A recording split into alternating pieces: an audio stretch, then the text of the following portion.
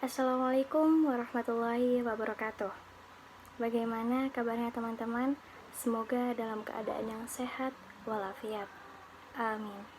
Pertama-tama, perkenalkan, nama saya Laili Septiana Cahyaningrum dari Fakultas Ekonomi dan Bisnis Universitas Brawijaya, jurusan Ilmu Ekonomi Prodi Ekonomi Islam.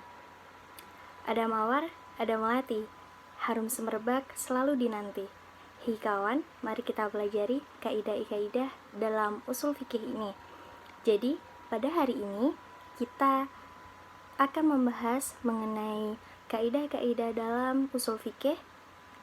Yang pertama, amar atau perintah. Yang kedua, nahi atau larangan. Yang ketiga, am dan khos.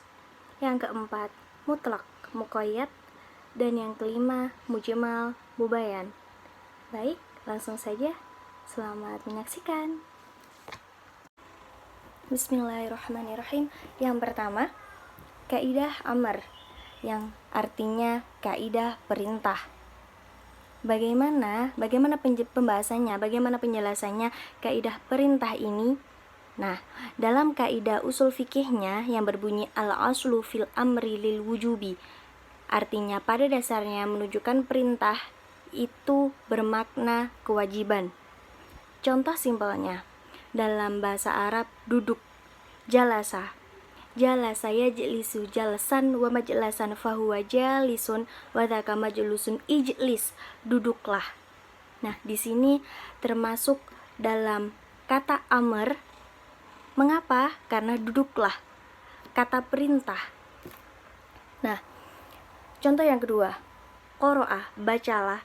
Nah, qara'a yaqra'u qur'an wa maqra'an fahuwa qari'un wa dzaka maqru'un, iqra', bacalah.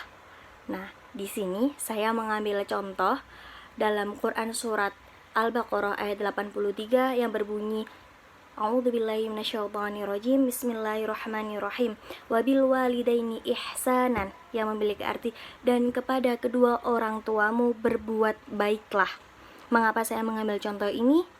Yakni karena ihsanan, berbuat baiklah, itu termasuk dalam kaidah amr dalam konteks isim masdar sebagai pengganti fi'il.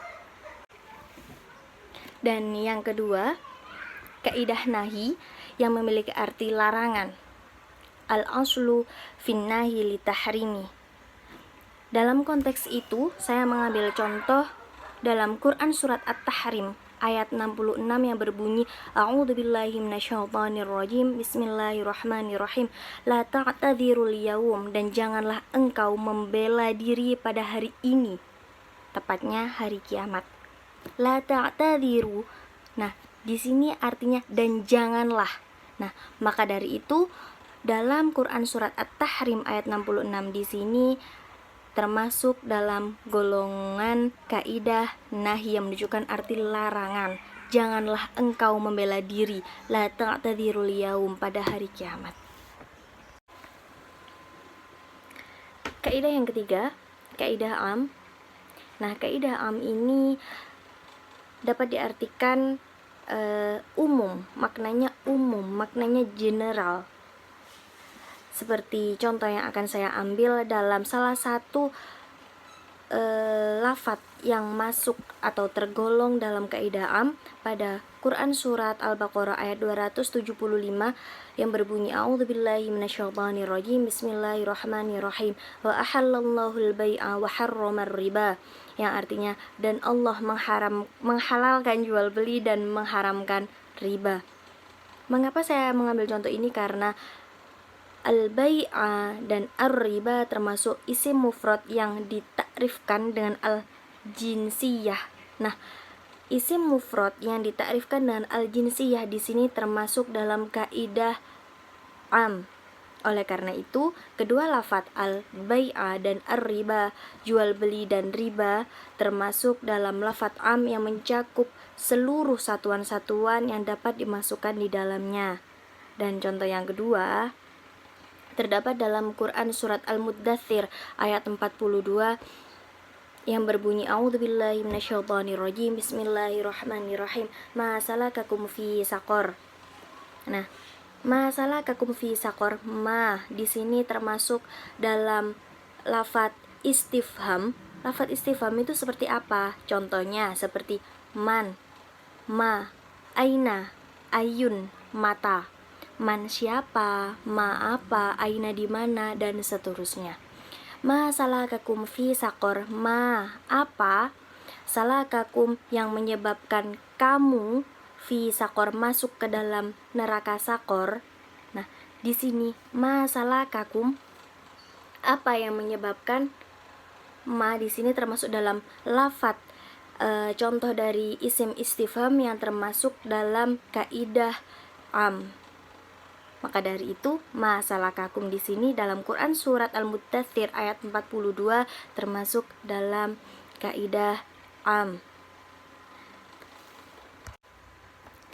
Sebelumnya kita telah membahas tentang kaidah am yang berarti umum.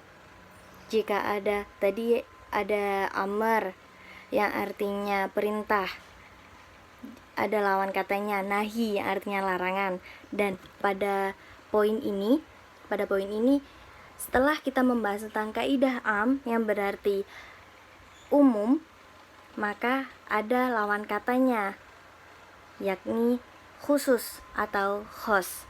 Khos di sini kebalikan dari am. Jadi lawan katanya dari am.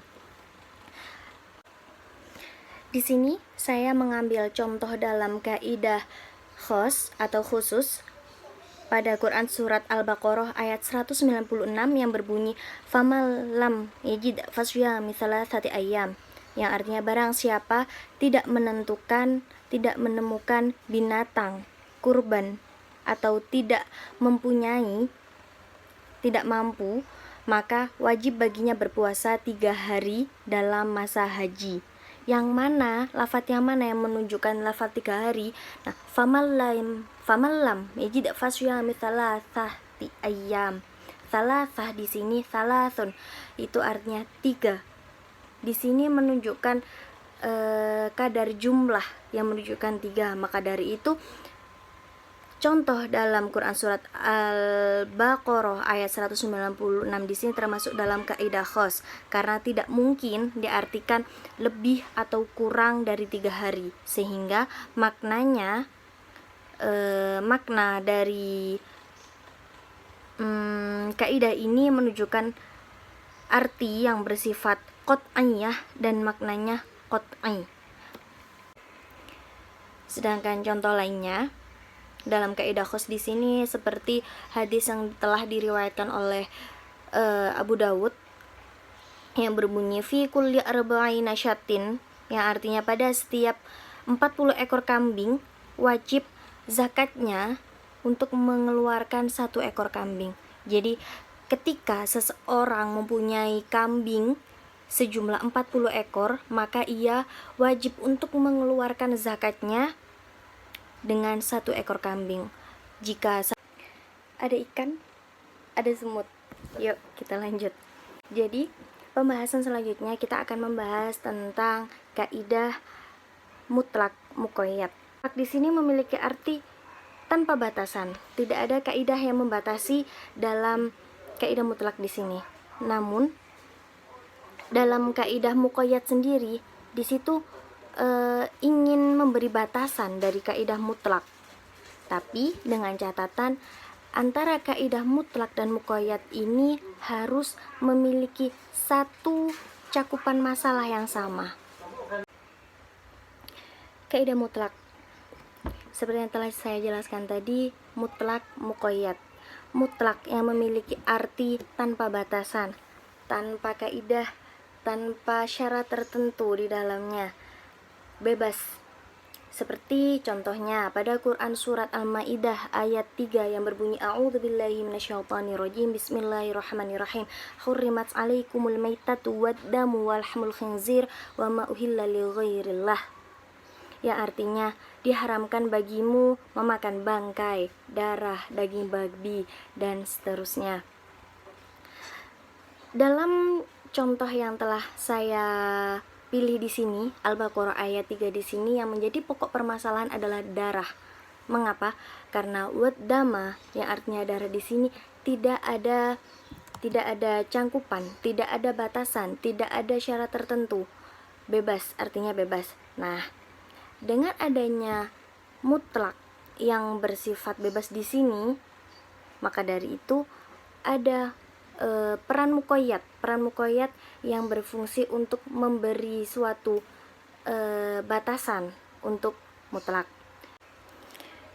Muqayyad, lafal yang menunjukkan hakikat dengan qayyid. Qayyid adalah batasan. Mengingat kaidah tentang mutlak tadi yang tanpa batasan, maka ada peran muqayyad yang menjadi qayyid, batasan di sini. Tadi tentang contoh pada Quran surat Al-Maidah ayat 3 yang menjadi contoh mutlak, maka di sini contoh dalam muqayyad adalah dalam Quran surat Al-An'am ayat 145 yang berbunyi A'udzubillahi minasyaitonirrajim Bismillahirrahmanirrahim Qul la ahidu fima uhiya ilayya muharraman ala ta'imin yad'amuhu illa ayyakuna aw daman masfuhan, yang artinya katakanlah, tidaklah aku peroleh dalam wahyu dan diwahyukan kepadaku sesuatu yang diharamkan bagi orang hendak memakannya, kecuali kalau makanan itu berupa bangkai atau darah yang mengalir. Darah yang mengalir di sini menjadi inti atau kunci dari hubungan antara mutlak dan muqayyad. Mengapa? Hurrimat alaikumul maitatu waddama, yang artinya sekedar darah. Nah, sedangkan dalam Quran surat Al-An'am ayat 145 ini pada lafaz audaman masfuhan, yang artinya darah yang mengalir. Jadi hubungan antara mutlak dan muqayyad terindikasi karena ada kebebasan tanpa ada batas, ada peran yang memberi suatu batasan. Al-Maidah ayat 3 yang menjelaskan tentang darah, dan peran muqayyad yang menjelaskan tentang darah yang mengalir. Kaidah yang terakhir, kaidah mujmal mubayyan. Mujmal mubayyan di sini hampir sama dengan mutlak muqayyad, saling melengkapi. Mengapa? Karena mujmal yang artinya kabur, tidak jelas, ada kesamaran di dalamnya. Di situ membutuhkan peran untuk sang penjelas. Nah, peran si sang penjelas ini siapa gitu. Nah, mujmal yang tidak jelas, penuh dengan kesamaran, pastinya membutuhkan peran dari kaidah lain, yakni kaidah mubayyan, yang berperan sebagai penjelas, menjelaskan atas kesamaran yang dimiliki oleh mujmal. Seperti itu. Jadi langsung saja, contoh yang saya ambil di sini tentang kaidah mujmal dan mubayyan dalam hadis Aisyah dijelaskan tentang ketika suatu waktu Siti Fatimah binti Abi Hubayshi bertanya kepada Nabi Muhammad SAW mengenai apakah boleh, ya Rasulullah, apakah boleh meninggalkan sholat karena saya tengah menghadapi istihadah, tidak pernah suci. Apakah saya boleh tetap menjalankan sholat? Seperti itu. Nah, kenapa ada pertanyaan seperti ini? Karena ada dalam Quran surat Al-Baqarah ayat 110 yang berbunyi aqimus sholah, yang artinya dirikanlah sholat.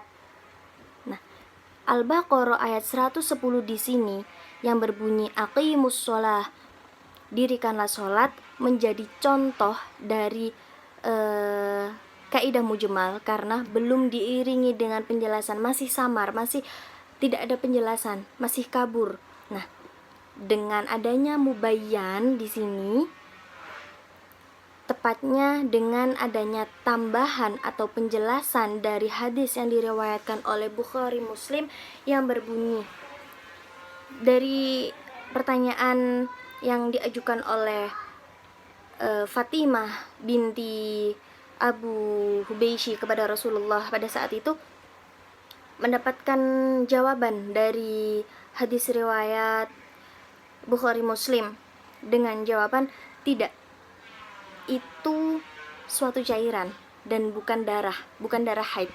Intinya, bila kamu datang haid, maka tinggalkanlah sholat. Jika kamu telah habis masanya, habis waktu haid, maka cucilah darah itu dan dirikanlah sholat. Dalam pemaparan yang telah saya jelaskan di sini, mengenai persoalan yang ada pada Quran surat ayat 110 yang menjadi contoh dari kaidah mujmal, aqimus sholah, dirikanlah sholat, belum ada penjelasan di dalamnya. Dirikanlah sholat, bagaimana keadaannya? Apakah kalau semisal dalam keadaan haid, apakah nifas, apakah dalam keadaan istihadah, apakah boleh, apakah tetap boleh mendirikan sholat? Sedangkan sholat adalah hukumnya wajib. Maka dari itu, peran dari mubayyan di sini mulai berperan dengan adanya hadis yang diriwayatkan oleh Bukhari Muslim tadi. Maka dari itu, mujmal dan mubayyan saling berkaitan, saling mengisi satu sama lain dan saling berhubungan. Alhamdulillah.